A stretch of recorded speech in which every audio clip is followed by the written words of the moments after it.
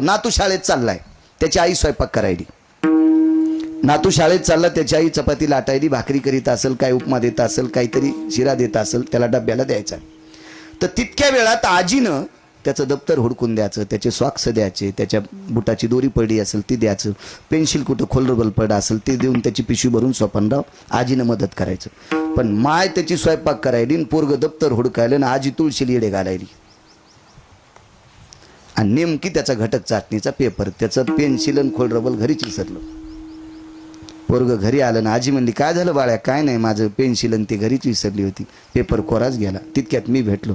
काय करावं महाराज, माझ्या नातवाचं कसं होईल? म्हणलं काय नाही, मोठं झाल्यावर तुझ्या अंगावर ट्रॅक्टर घालणार आहे. कसं होईल तुझ्या नातवाचं? चांगलं होणार आहे, तुला फक्त ट्रॅक्टर खाली दाबणार आहे. काय झालं महाराज? मी म्हणलं बाई त्याचा पेपर कोरा गेलाय, त्याची पेन्सिल. करू लागली ना स्वयंपाक, तिला कळत नाही का? म्हणलं तुम्ही काय करू लागले? मी तुळशी लिडे घालू लागले. म्हणलं 56 हरिपाठ वाच. पण नातू शाळेत गेल्या वाच ना.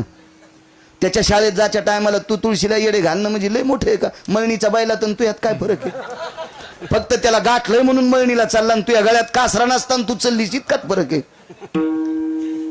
मला सांगा, अशा वाटुळीनं किती जरी महादेवाला पाणी घातलं, ह्यात सगळ्या म्हणतात बाळू महाराज लय चरचरे. आणि मी खरंच चरचरे ना, पण चुकीची चरचरी नसती. वागतोय तत्वात जिजा आणि बोलतोय कडक. वागणंही चोंभाळे नाही आणि बोलणंही नसन पटत. काही लोकांना देव पटत नव्हता, तर बाळू पटन हे कशा लक्षात घेता? येरवी दिठीवे दिली कवळे, ते चांदणी आते म्हणे पिवळे, तै माझ्या स्वरूपी निर्मळे देखती दोष.